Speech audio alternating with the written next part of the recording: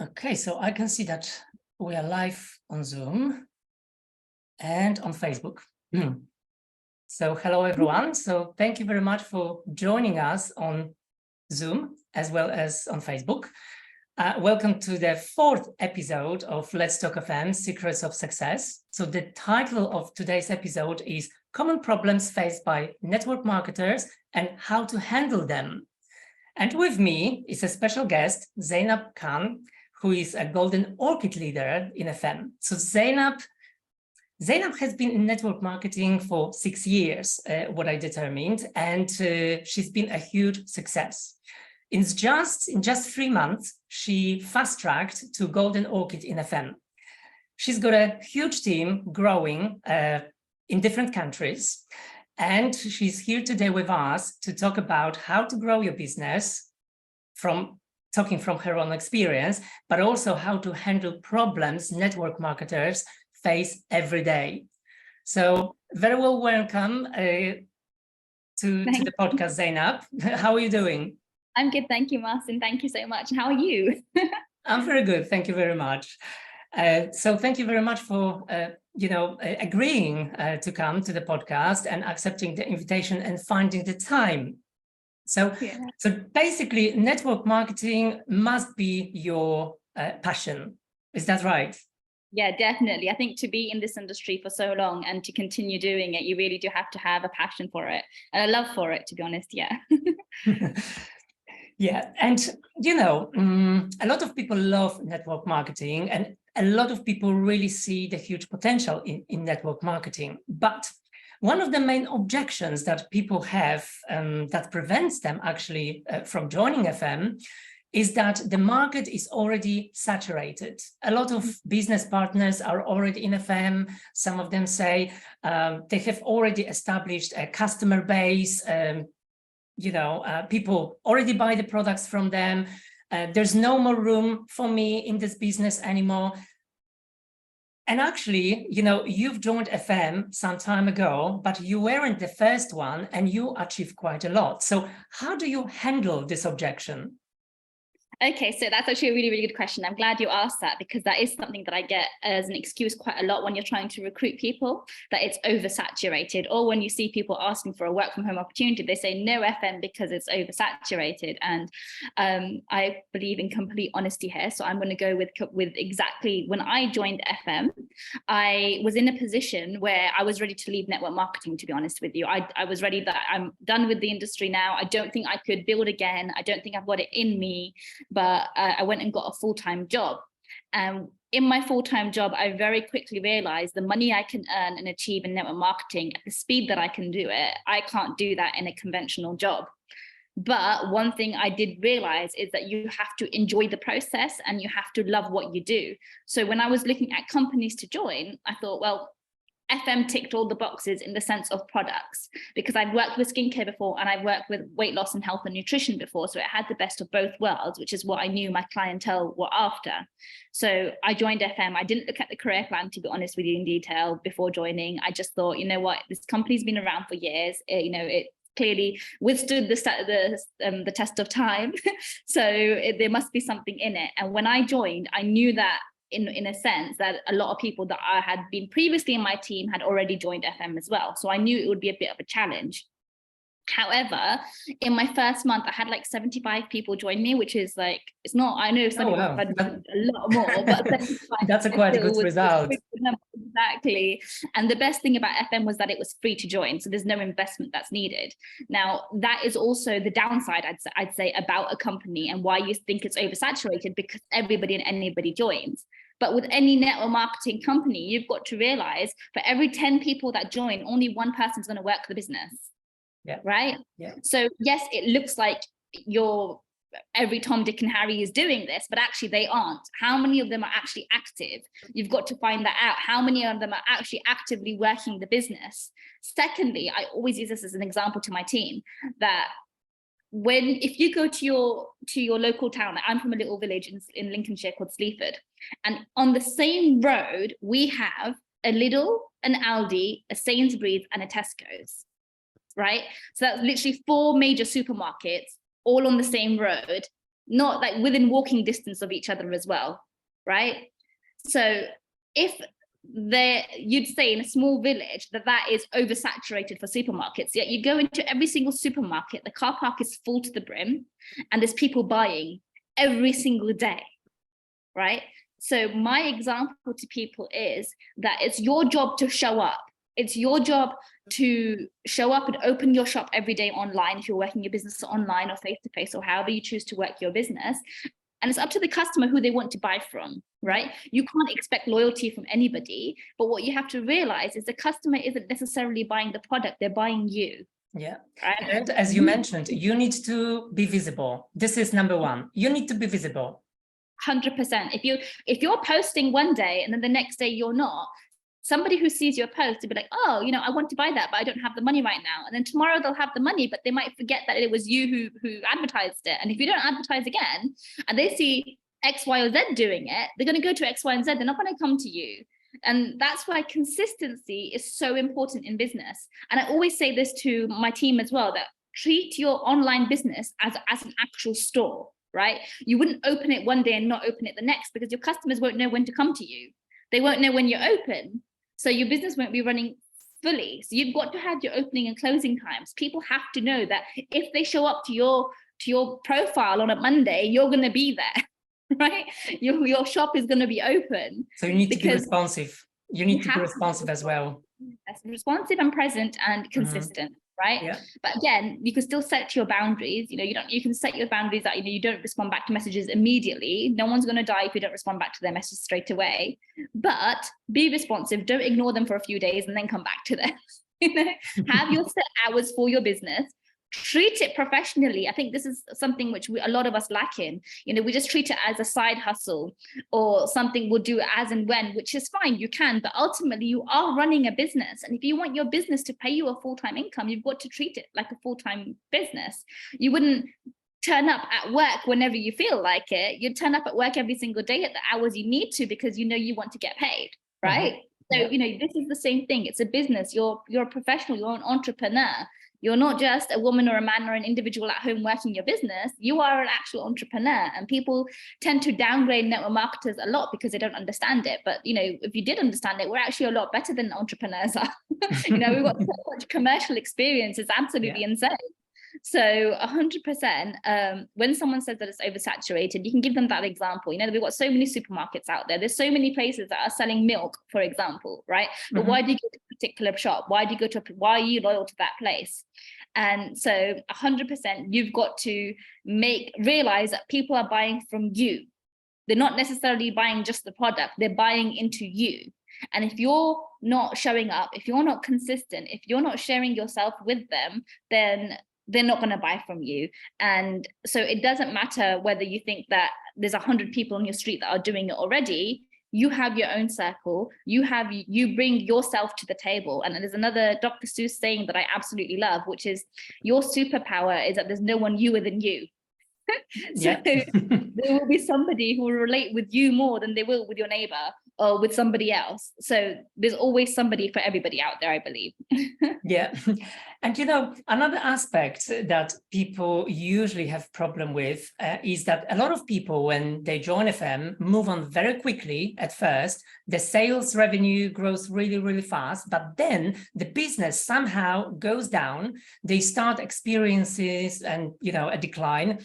They earn a little bit less, they sign up less people or fewer people, they've got fewer team members. So how can you explain that? Why does it happen from your experience? Is it something normal, or perhaps maybe people just stopped putting effort? What do you think about that? It's a mixture of a couple of things, to be honest with you. Again, I've got a background in retail. I worked in retail quite a bit, as well as in some offices.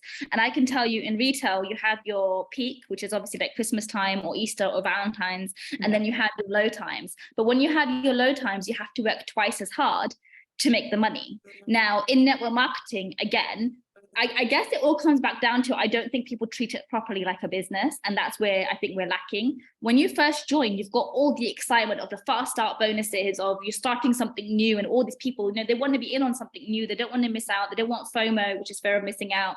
They want to be in on it. So they all join you, and you had this rush of people joining you, and everyone's making sales because everyone's excited. By about month 3, this tends to happen. That's when the network marketing lull comes into play and everything sort of calms down. It's harder to recruit, it's harder to sell, and it's not necessarily harder, but it just you have to put in more effort to do it this time, right? And actually, I give this example of COVID all the time. COVID, there was a massive boom in sales. Why? Because everyone was at home on furlough, they had money to spend, and so they could only go online and shop, and that's why they'd go online to network marketers and buy from them. But when COVID finished, people began to go out. They craved that face-to-face interactions, and stores had opened up again, so people were going back to the shops again. And so network marketing faced sort of like it went down a bit, sales did. But I don't think sales went down because people weren't buying. Sales went down because we had to put in more effort than we did during COVID to make the sale. Yeah. And this is life. If you start any business from scratch, say you wanted to start your own brand tomorrow, it will not be smooth sailing from day one. In fact, on average, if you start your own business, it takes 3 years just to break even. We are blessed that we have a ready-made business. We've got the ready-made products. We don't have to worry about the packaging, about the sourcing of materials or anything.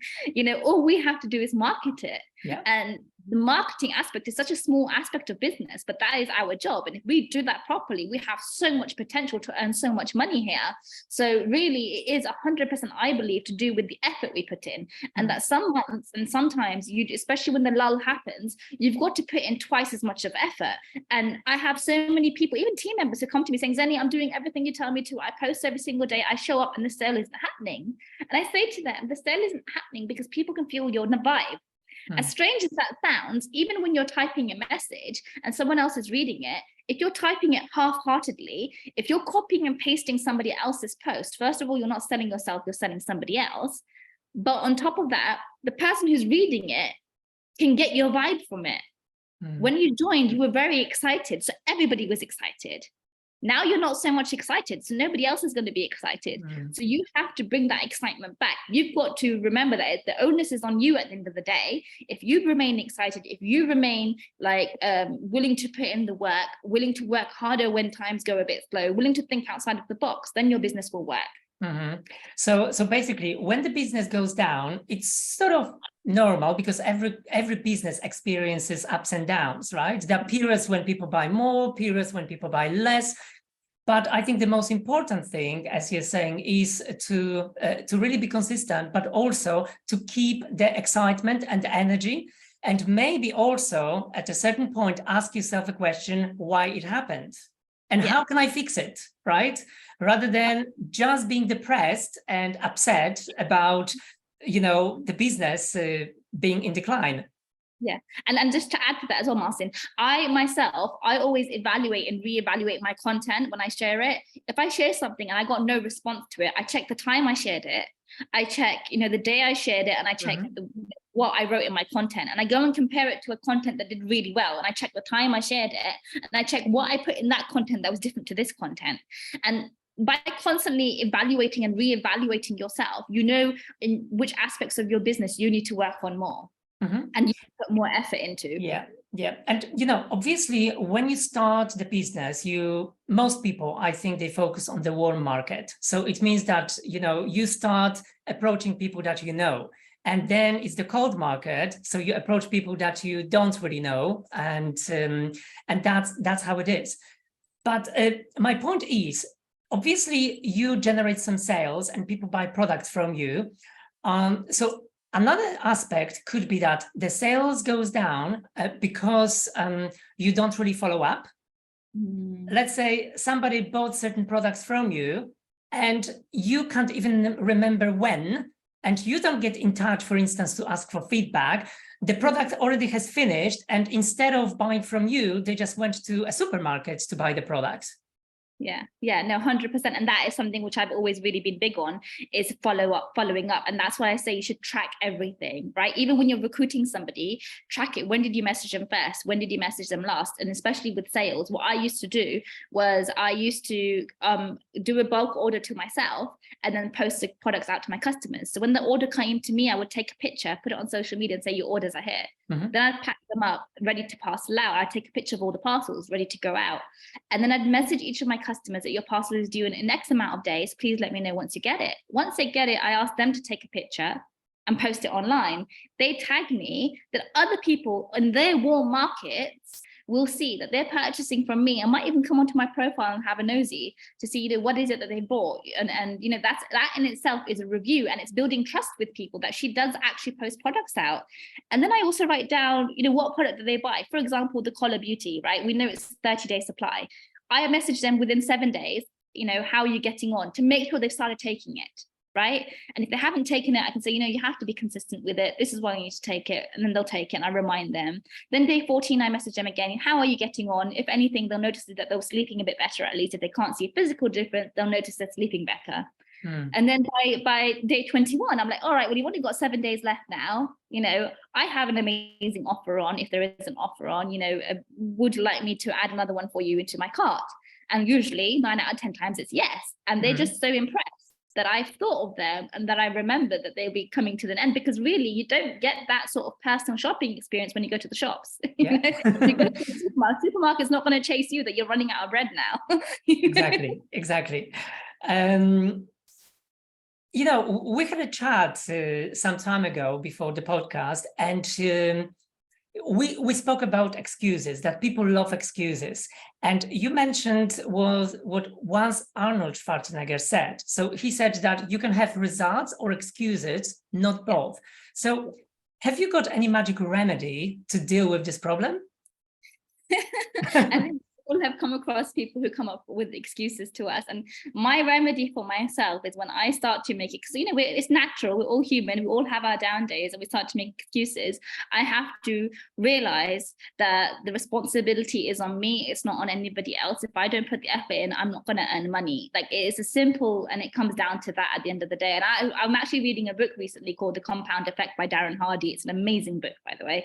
And in it, he mentions that if in a relationship, what should the ratio be on the percentage of effort that you put in and that you expect back from the other side? Now, when I've asked this to a few people, automatically the answer has been 50-50, right? If I'm putting 50% effort in, I expect 50% back from my partner. The actual correct answer here is 100-0. You should be willing to put in 100% and expect nothing in return. Now, the reason being, if everybody thought like that, there'd be no issues and everyone would get on and everything would be amazing, right? So now when it comes to business, if you're willing to put 100% in and you expect 0% back, you've got control over your business there. You've got full control over everything. And I guarantee if you put that 100% into your business and you expect nothing back, you will get things back anyway. And by that's why it's so important to have a passion for this industry. That's why it's so important to love what you do and to enjoy the process. Like I always say this to my team, enjoy the process. The minute you start to sort of become desperate, or I'm not getting recruits, I'm not getting sales, and you don't start to enjoy it, that desperation comes across to other people. So it comes back down to checking in with yourself again. Where am I currently? Am I being desperate? Am I making excuses as to why I can't do this? And I always say this to other people, that I can't want it more for you than you want it for yourself. And at the end of the day, when people join your business, they've got to have a goal in mind. If you don't have a goal or something that you're aiming for, then you're running towards a whole load of nothing very, very quickly. Yeah. Because you've got nothing to work towards. When I first joined network marketing, my very first goal was I want to purchase my own home. Right? Within 3 years, I managed to do that. I purchased my own home. After that, I was like, well, great. I purchased my own home now. What am I going to go in for next? Okay, I want to get my dream car. Saved, got my dream car. And it's okay for your goals to constantly change and evolve, but you have to have a goal to work towards. Otherwise, you have no reason to wake up in the morning. Network marketing is a very lonely job. Yes, you've got a team of 1,000 people, but that team is behind a phone screen. they're not with you every single day. You don't have a boss on your head making sure you've got up in the morning to work your business. You are your own boss. You have to wake yourself up to work your business. And if you don't have a reason to work the business, something to work towards, you're not going to have that passion or the energy to get up and show up. Yeah, it's true. It's true. So basically, you deal with the loneliness also by having your goal in mind all the time, right? Yeah. And your goal needs to be something really strong, not something that you can't align with or something you don't believe in. Like I just mentioned that I purchased my own home, but I know not every single person believes that they're able to do that. And it comes back down to belief as well, to have that belief in yourself that I can achieve anything I want to achieve. Yeah. Okay, so now FM is definitely a business that will help you earn the money, but it's all about products, right? So if we can focus a little bit on FM products, is there any product or a group of products that you like in particular? When I first joined FM, I actually thought, I'm joining for the perfumes, and that's a major one. So they sell really, really well. But very, very quickly, I never used to use collagen before. I've only tried one other company, collagen. I didn't really know the importance of it. I didn't really understand it. But I started hearing a lot about this Color Beauty Q10. And so I thought, you know what? I believe in being a product of the product. Let me try it. And honestly, since I've joined in July, I've been using it consistently. I haven't stopped using it. I've come to Pakistan for a bit and I bought like 4 with me. I don't run out whilst I'm here. Yeah. And that is a product that I stand by and I live by. The Color Beauty Q10 is absolutely amazing. Even now, I'm the sort of person that I'm not confident enough to leave my house without a face full of makeup, but I've stopped wearing foundation. Like I'm not wearing any foundation at all. This is my natural skin, and it's thanks to the Color Beauty. Like that is literally all I can say is 100% down to Color Beauty. That I have that confidence now to leave my house without makeup on, or without a full face of foundation on, which isn't good for the skin anyway.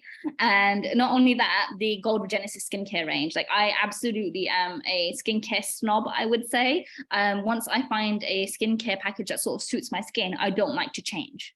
Because I don't like to mess around with products. But when I looked into the ingredients of the Gold Regenesis range, they really blew my mind. Like it's got rose water. Rose water itself has so many amazing properties. It's got jojoba oil. It's got shea butter. It's got vitamin E. Like the list can go on. The toner, the day and night cream, the eye cream, every single person I've recommended it to always comes back for it as well. But that, I honestly think that's like an underrated product. I don't believe that enough people are talking about it, are raving about it as much as they could be. Like that range in itself is just absolutely amazing, and I can't live without that range either. And the key ingredient of the Golden Regenesis is basically the colloidal gold, right? So colloidal gold is anti-aging, it's anti-inflammatory, so it helps with different skin conditions as well. So it slows down the skin aging by reducing fine lines and wrinkles. So yes, I agree that this range is absolutely amazing. And talking about Color Beauty, just recently, I think a couple of days ago, we've created anti-cellulite solution kit. Saw that, yeah. That includes Color Beauty as well. So it includes obviously, some other products that help to reduce cellulite, such as the beta-glucan anti-cellulite body lotion, Nutri-Coat Cellulite, but also the Fontana V Color Beauty Q10 Expert, because that helps as well. So if someone is interested in Color Beauty Q10 Expert or the Golden Regenesis, you can just go to the online shop, read about that, or maybe find a training online on our YouTube channel, or take a look even, and learn about the new anti-cellulite solution kit. So those products are definitely amazing. So from products, let's go back a little bit to the business aspect, because I mentioned at the beginning that people start growing FM business focusing on the warm market, and then when the warm market is finished, they move on to the cold market. So do you build your business within your community, for instance, or do you go outside your community? So one thing I learned very, very quickly about network marketing is that your warm market is great. They can help you, but up to a certain extent. And if you're not willing to step outside of that, then you're not going to be able to grow your business on a larger scale and be able to earn the life-changing amount of money, to be honest with you. But yes, it all does start with your warm market. Having said that, I started network marketing 6 years ago. I started with 146 Facebook friends. 146 Facebook friends. Okay. And at that time, the company that I joined, you could only advertise in a closed group. It couldn't be public. Yeah. So I created this closed group and I added all 146 of them into that group. And the next day, I think it was like 10 people left. Like without a word, they just left the group. Okay. So I was down to 136 and I was like, oh my God, what am I going to do? I'm not going to get any support. I'm the youngest of 4 girls. So I've got 3 older sisters and my mum. And even they weren't willing to support me. They were against me joining network marketing. You know, they said, oh, you know, you're going to go online and sell stuff and, you know, it doesn't really work. And especially for women like us who wear headscarf and, you know, they're never successful. This is the stuff I heard from my own family and from people that I knew. Right. Then I thought I need to do something if I want to make this successful. And so I messaged each and every individual on my Facebook, and they were just acquaintances. They weren't necessarily people that I was really, really good friends with, and said, look, I started this new business and all I'm asking for is support by you adding people to my group, sharing, liking or commenting. You know, a purchase will be a bonus, but you don't have to at the end of the day, you know, just share. And that group grew from 136 people to just under 3,000 people. Oh, wow. Within 2 years. Amazing. And that was literally through word of mouth. And my very first customer, I remember, was my neighbor from when I was 11 years old. Okay. Right? Okay. Someone I'd lost contact with completely. And then she introduced her aunt to my business, and then her aunt introduced her friends to the business, and it was me using other people's network to grow my business, if that makes sense. Now, having said that, it's not a transaction between 2 people. If Martin was to buy from me tomorrow, it's not he's given me his money and I've given him the product and that's it. You have to build a relationship with these people. You have to build a friendship with them almost, you know. I had somebody, I think it was my sister's university friend, who added her friend to my group, and her friend went and added like 100 other people to my group. Now, when she first purchased a product from me, I said, you know, I'm really sorry that I was delayed in responding to you. I was putting my kids to sleep. Oh, she goes, oh, you've got children as well. I said, yeah, I've got 2 kids. How about you? And she goes, oh, I've got 5. I was like, wow, how do you cope with 5? And that she then mentioned their names to me and their ages. And as a mother, you naturally, when someone asks me about my kids, I don't say I've got a girl and boy. I say I've got Hibba and Ali, my children's names, automatically. It's just an automatic thing. Yeah. So she would mention the kids' names to me. So the next time I followed up with her about a product, I'd be like, oh, by the way, you know, how is Adam doing in university right now? And she was so touched. She was like, oh my God, you remembered my son's name. So she felt like we made a connection because I made the effort to remember her children's names.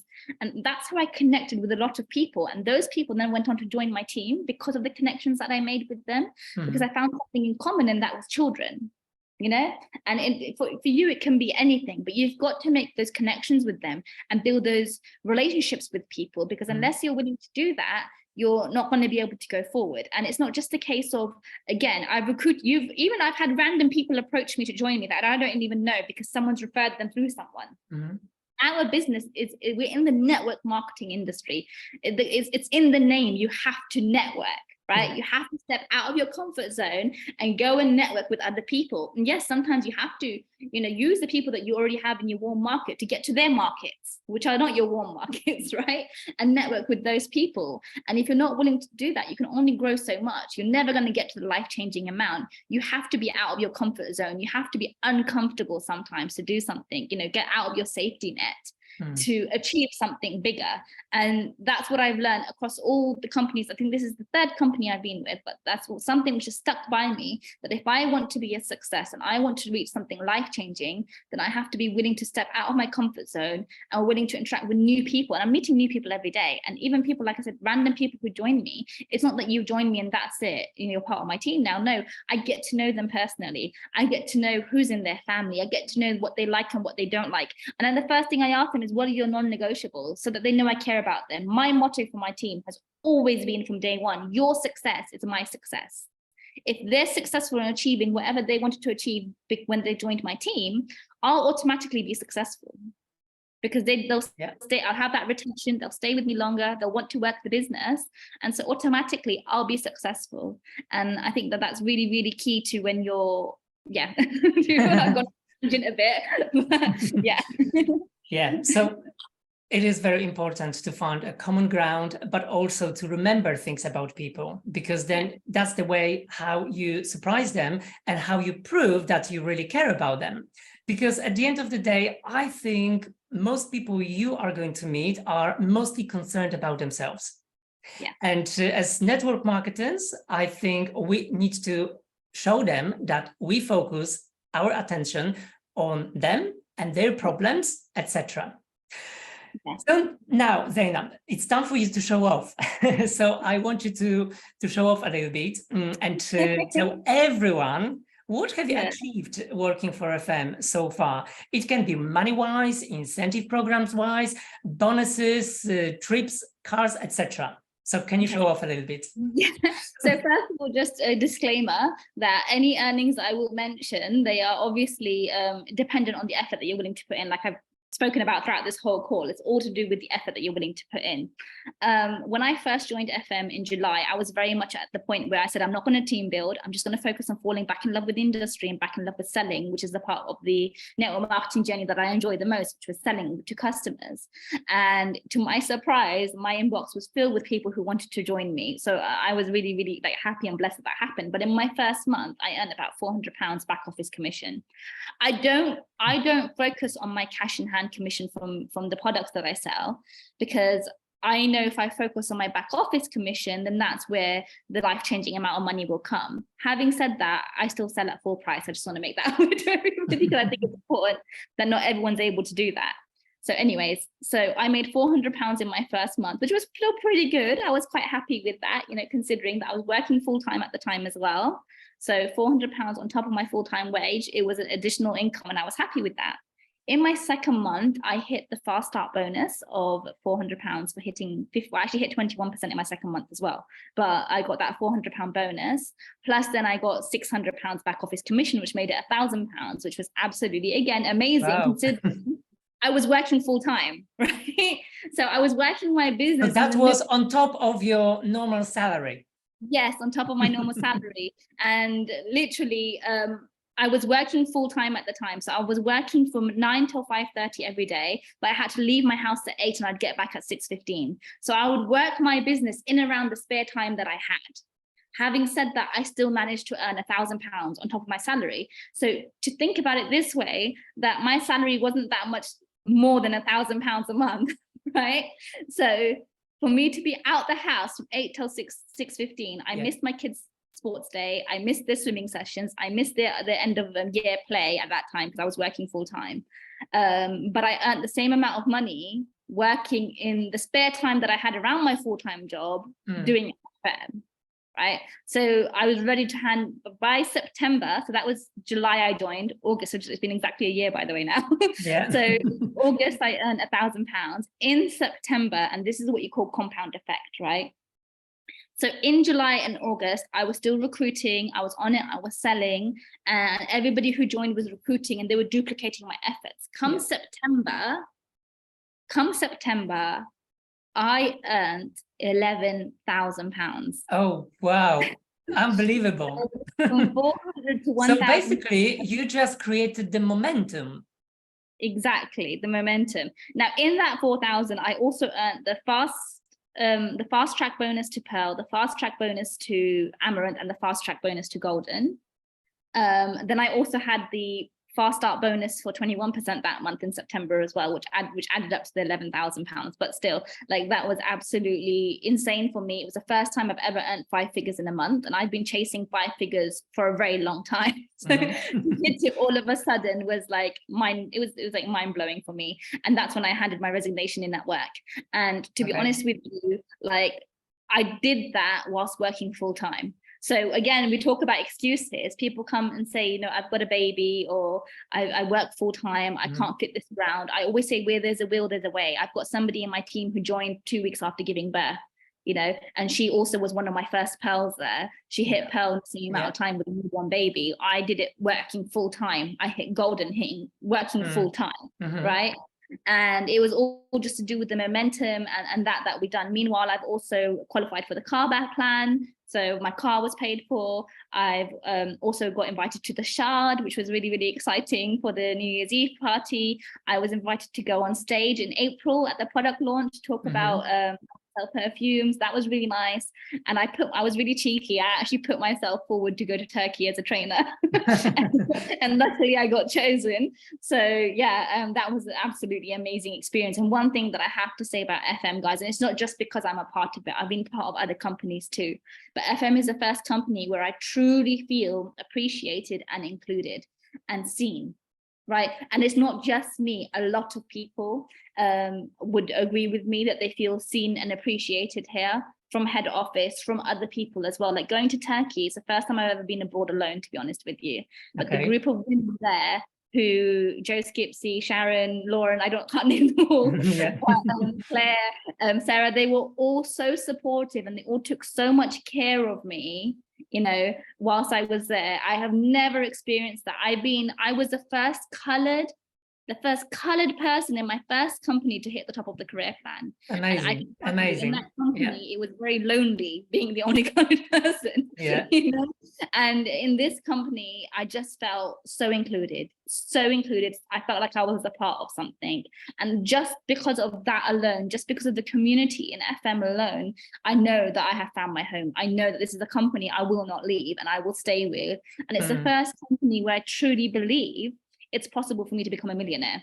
Like, as crazy as that sounds. But you've got a very good energy. And, you know, when you talk about the products, when you talk about your journey, I'm sure that everyone can feel your excitement and passion as well. So that can be felt. And I think that's what attracts people. Yeah, thank you. I think I always try and stay grounded as well. So like, no matter your speeches, you know, in London, in Turkey, they were amazing as well. So, and I think that's also because of your passion and the excitement, ongoing excitement as well. So so now you've quit your full-time job and you focus fully on FM. Yeah, 100%. But also, you know, you are a self-driven person, and we can say that, you know, self-employment, it's a great way of earning money, but it's not for everyone. Some people need to be employed. And I think the same is about network marketing, right? So it is a great opportunity, but unfortunately, not everyone is self-driven. So sometimes we just need to go over it and agree with the fact that, okay, this is not for everyone. Yeah. And another thing that I have to say is that with network marketing, that a lot of reason why it doesn't work well for a lot of people is because they lack that self-belief. That is literally what it comes back down to, is the self-belief of what they are able to achieve by themselves. They don't believe it's possible for them. They'll sit there and they say, Zani, it's possible for you. You've got a large following, but they don't realize when I started, I didn't have that following. You know, I started from absolutely nothing.